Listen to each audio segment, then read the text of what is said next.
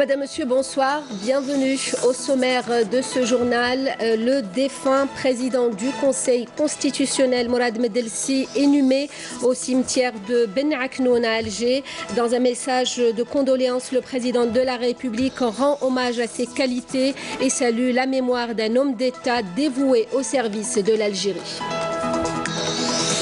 Nourdine Bedoui met en avant l'importance de la sensibilisation et l'application rigoureuse de la loi lors de l'inauguration du 2e Salon international de la sécurité et de la prévention routière.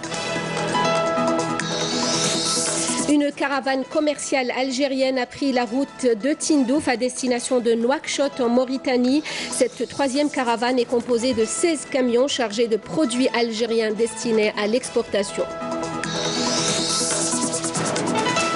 Inondation du complexe Sider Al-Hadjar, le pompage des eaux du Haut-Fourneau et des aciéries se poursuit. 2,25 milliards de dinars de manque à gagner en cas d'arrêt des activités, a déclaré ce lundi le PDG du complexe.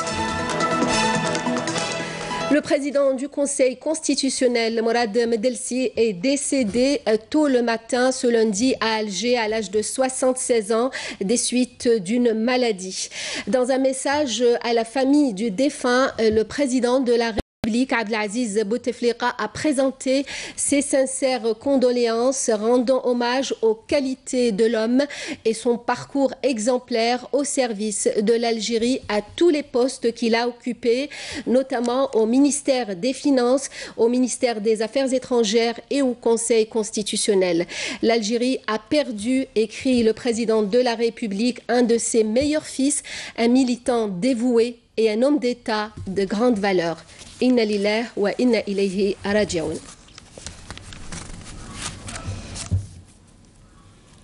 Le défunt Mourad Medelsi a été donc inhumé cet après-midi au cimetière de Ben Aknoun à Alger. Les obsèques se sont déroulées en présence notamment du président du Conseil de la Nation, Abdelkader Ben Salah, du président de l'Assemblée populaire nationale, Mouad Bouchareb, du Premier ministre, Ahmadou Yahya, de hauts responsables de l'État, des membres du gouvernement, des personnalités politiques et nationales et des proches du défunt, ainsi que des représentants du corps diplomatique accrédité en Algérie.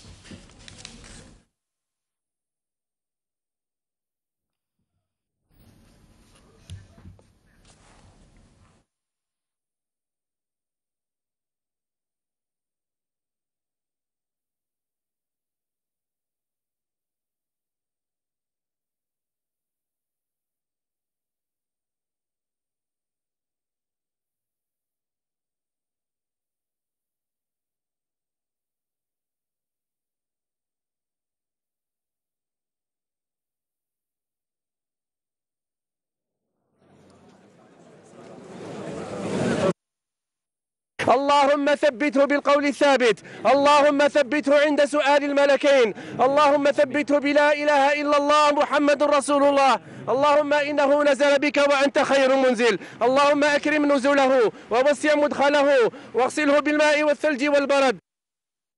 Mourad Medelsi, décédé donc tôt ce matin à Alger à l'âge de 76 ans, avait occupé plusieurs hautes fonctions au sein de l'État, dont celle de président du Conseil constitutionnel depuis 2013. Naïma Haouch. يسمح للمجلس الدستوري أن يراقب القوانين اللي هي مطبقة في الميدان وبصفة بعدية. C'était un homme politique respecté et apprécié de tous. Né le 30 avril 1943 à Tlemcen, Mourad Medelsi a été plusieurs fois ministre, et ce depuis 1988.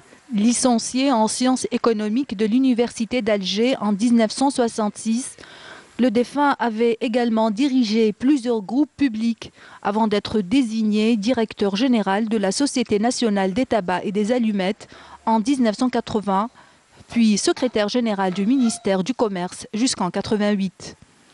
Durant la même année, Mourad Medelsi a été promu ministre du Commerce, un poste qu'il avait quitté en 1989. Il a effectué son retour au sein de l'État en tant que ministre délégué au budget en 1991, avant de reprendre son poste de ministre du Commerce en 1999, puis ministre des Finances en 2001. Par la suite, il avait rejoint la présidence de la République en tant que conseiller entre 2002 et 2005. En 2007, Mourad Medelsi est nommé à la tête de la diplomatie et portera la voix de l'Algérie sur la scène internationale. Feu Mourad Medelsi avait donc occupé plusieurs portefeuilles ministériels et hautes fonctions au sein de l'État avant d'être désigné en septembre 2013 à la tête du Conseil constitutionnel. L'enfant de Tlemcen, au parcours politique exceptionnel, s'est éteint tôt ce matin à l'âge de 76 ans. Le ministre des Affaires étrangères est à Washington. Abdelkader Msahel a donné une conférence au Centre des études internationales stratégiques de Washington sur le thème « L'expérience algérienne en matière de lutte contre le terrorisme, de réconciliation nationale et son rôle pour la stabilité régionale ». Dans son intervention devant une audience d'experts spécialisés, Abdelkader Msahel a mis en exergue la stabilité dont jouit l'Algérie dans une zone marquée par de grandes turbulences. Il a ajouté que cette stabilité est le fruit d'une politique globale et cohérente qui a été conduite par le président de la République, Abdelaziz Bouteflika, allant de la concorde civile à la réconciliation nationale soutenue par une politique de déradicalisation et enfin du vivre ensemble en paix. Le ministre des Affaires étrangères a également mis en exergue le rôle crucial de l'armée nationale populaire et des services de sécurité dans la lutte antiterroriste qui a également emporté l'adhésion du peuple algérien qui a rejeté la barbarie terroriste. Le Salon international de la sécurité et de la prévention routière au Palais des expositions des Pas Maritimes à Alger. Le salon, qui est à sa 2e édition, a été inauguré aujourd'hui par le ministre de l'Intérieur et des collectivités locales, Nordine Bedoui, qui a mis en avant l'importance de la sensibilisation avec l'implication de tous les partenaires sociaux, mais aussi l'application rigoureuse de la loi. Nejma Harj. Le coup d'envoi de la 2e édition du Salon international de la sécurité et de la prévention routière a été donné ce matin par le ministre de l'Intérieur, des collectivités locales et de l'aménagement du territoire. L'occasion pour Nordine Bedoui d'exhorter toutes les parties prenantes à multiplier les campagnes de sensibilisation ainsi que les actions de proximité en vue de réduire le nombre des accidents de la route. Je serais heureux de voir que tous les constructeurs algériens qui sont aujourd'hui en Algérie puissent nous accompagner la délégation à la sécurité et à la prévention routière avec des spots de sensibilisation, comme vous l'avez expliqué tout à l'heure. Changer les plaquettes de frein, travailler, vérifier votre cadavre, c'est un élément très très important. Le ministre de l'Intérieur n'a pas manqué de rappeler l'application de la loi dans toute sa rigueur qui prévoit l'obligation du port de casque pour les motards et qui représente aujourd'hui le taux le plus élevé de mortalité routière.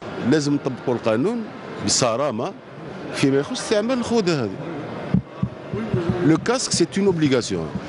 Il faudrait, j'avais donné des instructions à ce qu'on mette tous ceux qui ne sont pas mis à niveau par rapport au port du casque. D'accord, nous avons des fourrières, nous avons des trucs. Vous prenez et vous appliquez la réglementation.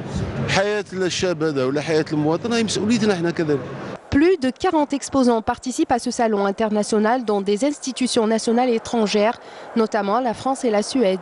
L'occasion pour les partenaires nationaux de s'inspirer de leur expérience et d'amplifier davantage le partenariat en matière de sécurité routière, dira Nordine Bedoui. C'est intéressant que cette vision zéro accident 2030 de la Suède, qu'on puisse la présenter au niveau national. C'est ça le partenariat. Vous avez une délégation nationale, vous avez aujourd'hui un centre national qui assure cette transition.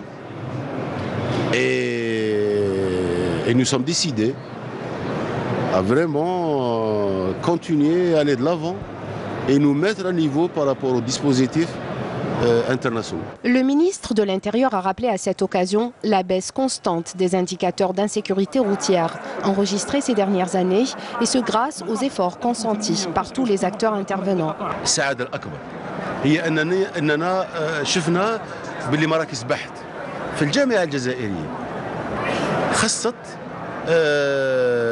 في محاورها دراسية طلبة اللي هم في بحوث متقدمة متعلقة أساسا بالسلامة والأمن المروريين. إذن في هذه المرافقة اليوم فيه المندوبية الوطنية للسلامة والأمن المروريين، فيه الدور اللي تلعبه السلطات العمومية، فيه المستثمرين في مجال تركيب وتصنيع السيارات، فيه المجتمع المدني. الإضافة الإيجابية هي دور الجامعة، دور المؤسسات التكوينية اللي كذلك تقوم بعمل جيد. هذا العمل المتكامل بين كل المتدخلين خلانا نوصل إلى نتائج نعتبرها في بدايتها إيجابية إذا كان وصلنا إلى تخفيض نتاع 30% من حوادث المرور على المستوى الوطني. Le Salon international de la sécurité et de la prévention routière ouvre grand ses portes au grand public jusqu'au 30 janvier prochain.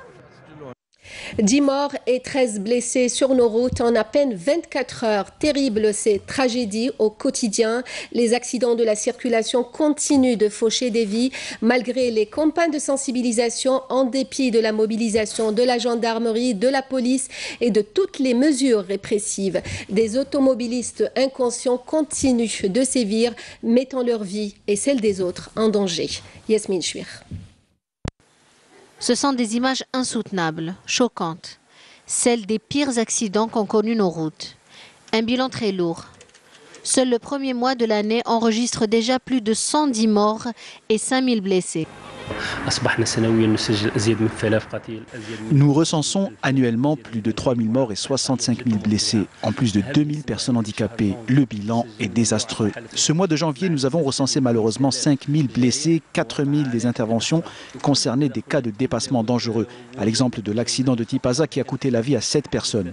Il s'agissait d'un dépassement dangereux. C'est le cas aussi pour l'accident de Saïda qui a coûté la vie à 15 personnes, dont un nourrisson qui n'avait pas plus de 15 jours.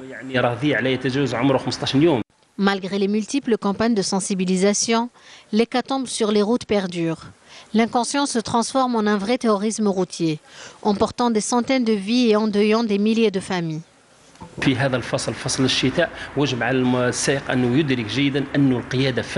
En cette période de pluie, il faut que le conducteur se rende compte que la conduite est un art et qu'il connaisse des techniques d'intervention. Il y a des zones où les interventions sont très compliquées, comme en région enneigée. Il y a des conducteurs qui font de la vitesse en oubliant qu'ils sont vulnérables sur 4 roues.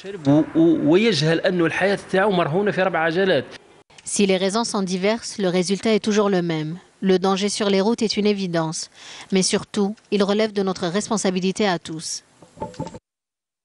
Une cérémonie de recueillement a été organisée aujourd'hui à Alger à la mémoire de l'ancien secrétaire général de l'UGTA, Abdelhak Ben Hamouda, assassiné le 28 janvier 1997 par les terroristes. Organisée au siège de la centrale syndicale, la cérémonie s'est déroulée en présence notamment du secrétaire général de l'UGTA, du ministre du Travail, de l'Emploi et de la Sécurité sociale, ainsi que des représentants de partis politiques et d'associations de la société civile. Une gerbe de fleurs a été déposée sur la stèle commémorative, au pied de la stèle commémorative avant la lecture de la Fatiha du Saint-Coran.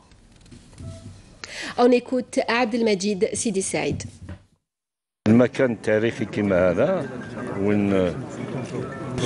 C'est en ce lieu historique où Abdelhak Ben Hamouda, que Dieu ait son âme, est tombé en martyr, comme sont tombés en martyr les victimes du colonialisme et du devoir national. Et cette commémoration a une force et un poids conséquents. Il y a un fort symbole de militantisme, un militantisme national et syndical. Le premier principe est la paix, le deuxième principe la stabilité, le troisième le dialogue. Quand on rassemble les trois, on voit que la force de l'Algérie repose alors sur la solidarité, qu'elle est bâtie sur la fraternité et sur le pardon. Autre commémoration, le ministre des Moudjahidines, accompagné du Wali d'Alger, a présidé aujourd'hui une cérémonie commémorant le 62e anniversaire de la grève des 8 jours. Une gerbe de fleurs a été déposée à la mémoire des Chouhada.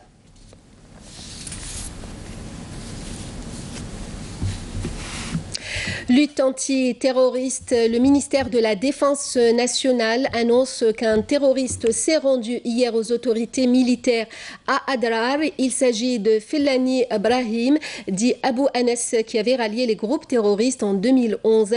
Il était en possession d'un pistolet mitrailleur de type Kalachnikov et de 4 chargeurs de munitions garnis. Par ailleurs, et dans le cadre de la lutte contre la contrebande et la criminalité organisée, un détachement combiné de l'ANP a arrêté à Adrar un individu possédant un atelier de confection d'armes artisanales contenant 48 fusils de chasse, 4 pistolets artisanaux, 2 fusils semi-automatiques et 126 canons pour armes à feu, ainsi que divers objets utilisés dans la confection d'armes. En outre, un détachement de l'ANP a saisi à Ingzam et Bourj Beji Mokhtar 7 groupes électrogènes, 3 marteaux-piqueurs et un véhicule tout-terrain, alors que des éléments de la gendarmerie ont saisi 14 kg de kif traité à Skikda, conclut le communiqué du MDN. Coopération algéro-française, la ministre française de la Justice, Nicole Belloubet, en visite à Alger depuis hier, s'est rendue aujourd'hui au centre de modernisation de la justice. Elle a achevé sa visite en Algérie par la visite du tribunal de Dar el-Beida à Alger. Nakhla Al-Arbi. À l'issue de l'exposé présenté par le directeur de la modernisation, Nicole Belloubet s'est dite littéralement impressionnée par la rapidité d'exécution du processus de modernisation du secteur de la justice en Algérie. La ministre de la Justice française a d'autre part qualifié le processus en question d'indispensable pour que la justice soit plus efficace, plus transparente et plus accessible pour les citoyens, mais également pour les magistrats. Et donc j'avais entendu dire effectivement qu'il y avait en Algérie ce processus de modernisation. J'ai souhaité venir voir comment est-ce que tout cela avait été construit, puisque nous sommes en France en train de construire également ce type de modernisation et que c'est évidemment très complexe, donc je suis tout à fait intéressée par ce que j'ai vu ici. La ministre de la Justice française s'est ensuite rendue au tribunal de Dar el-Beida où elle a pu constater de visu l'application concrète des mesures de modernisation. Sur place, Nicole Belloubet s'est également entretenue avec les magistrats. Elle a également reçu des explications sur l'organisation juridictionnelle de l'Algérie. Suite aux dernières intempéries et l'inondation du complexe d'El Hadjar, le pompage des eaux du Haut-Fourneau et des aciéries se poursuit. Selon le PDG du complexe, 2,25 milliards de dinars de manque à gagner en cas d'arrêt des activités du complexe. Noura Benchir, MLE Seridir. Après les inondations qui ont touché le complexe d'El Hadjar de Annaba suite aux dernières intempéries, d'importants moyens matériels ont été mis en place pour accélérer le pompage des eaux, du Haut-Fourneau et des aciéries et permettre ainsi la reprise des activités productives. Il y a une grande mobilisation, que ce soit de la part des autorités locales d'Annaba, des employés, du complexe ou des responsables pour minimiser les dégâts. Nous sommes en train de diminuer les quantités des eaux par le pompage. Nous allons entamer également la deuxième étape, celle de l'étuvage, pour reprendre l'activité incessamment. Pour leur part, les employés du complexe ont relevé le défi. Ils comptent reprendre l'activité dans les plus brefs délais.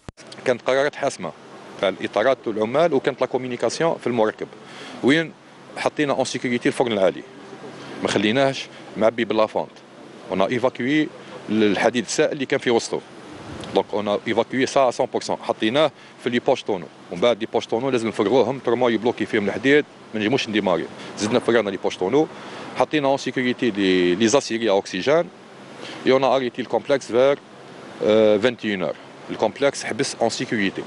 Il est à rappeler qu'une cellule de crise a été installée par la direction du complexe pour accélérer la reprise des activités et l'évaluation des pertes.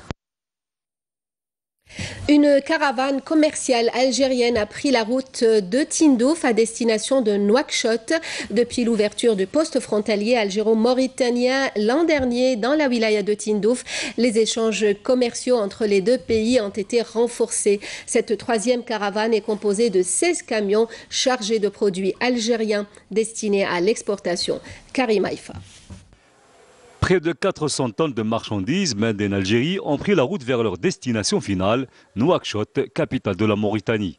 Une caravane de plusieurs dizaines de poids lourds, accréditée par Logitrans, l'entreprise nationale des transports de marchandises, qui ont transité via le poste frontalier Mustafa Ben Boulaïd dans la wilaya de Tindouf, unique passage routier entre l'Algérie et la Mauritanie. Nous avons 205 tonnes de produits agricoles, 104 tonnes de produits alimentaires et 40 tonnes de fournitures, d'emballage et de conditionnement. Tout le monde était mobilisé jusqu'à 1h du matin entre douaniers, sûreté nationale et toutes les autorités concernées. Je les remercie pour tous les efforts déployés pour cette opération. La route est certes difficile avant d'arriver à bon port, mais on est là pour relever le défi. Cette opération aura visiblement un impact important sur le développement de cette zone frontalière avec l'intensification de l'activité commerciale via ce poste frontalier qui a pour objectif le renforcement de l'intégration économique avec la Mauritanie.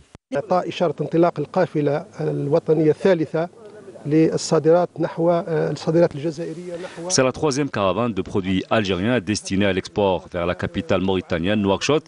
C'est une caravane qui transporte des marchandises venues des 4 coins du pays, à l'instar de Batna, Oum-el-Bouaghi, Sétif, Alger, Médéa, Mascara ou encore Oran.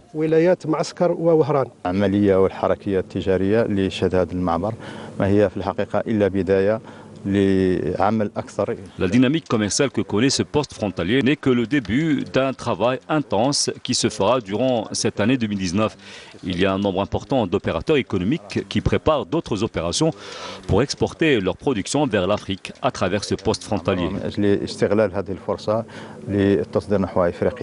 Depuis l'ouverture de ce poste frontalier en octobre 2018, plusieurs milliers de tonnes de marchandises made in Algeria y ont transité vers le marché mauritanien.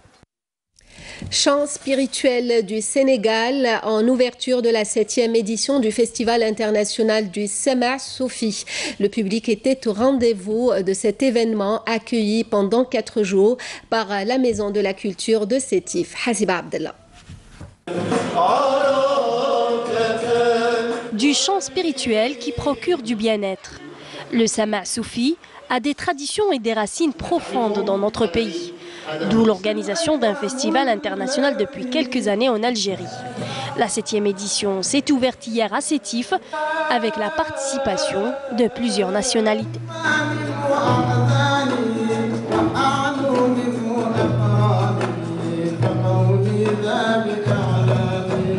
Le Sama Soufi nous permet en tant que musulmans de participer aussi à notre manière à la vulgarisation même de cette religion musulmane.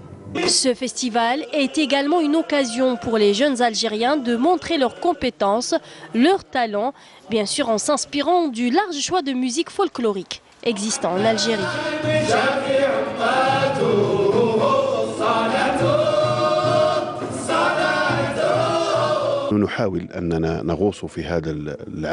Nous essayons de vivre dans ce monde spirituel à travers ces messages et ces mélodies.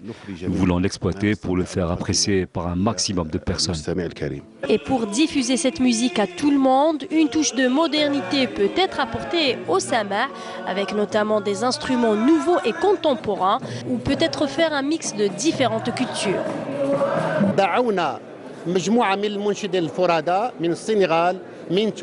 Nous avons invité des solistes du Sénégal, de Tunisie, du Maroc et de Syrie pour se joindre aux groupes de chants locaux et nationaux de Sama.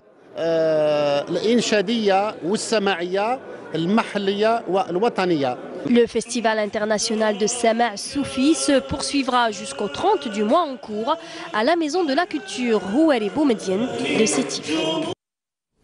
Et c'est la fin de ce journal, le rappel des principaux titres. Le défunt président du Conseil constitutionnel, Mourad Medelsi, est inhumé au cimetière de Ben Aknoun à Alger. Dans un message de condoléances, le président de la République rend hommage à ses qualités et salue la mémoire d'un homme d'État dévoué au service de l'Algérie. Nourdine Bedoui met en avant l'importance de la sensibilisation et l'application rigoureuse de la loi lors de l'inauguration du 2e Salon international de la sécurité et de la prévention routière. Une caravane commerciale algérienne a pris la route de Tindouf à destination de Nouakchott. Cette troisième caravane est composée de 16 camions chargés de produits algériens destinés à l'exportation. Inondation du complexe d'El Hadjar, le pompage des eaux du Haut-Fourneau et des aciéries se poursuit. 2,25 milliards de dinars de manque à gagner en cas d'arrêt des activités, a déclaré ce lundi le PDG du complexe. Merci à vous de nous avoir suivis. Vous pouvez toujours revoir nos programmes à travers les liens qui s'affichent en bas de votre écran. Pour le journal à 20h, l'édition en arabe. Demain à midi, Friel Assari. Nous, on se retrouve à 19h. Très bonne soirée. Merci.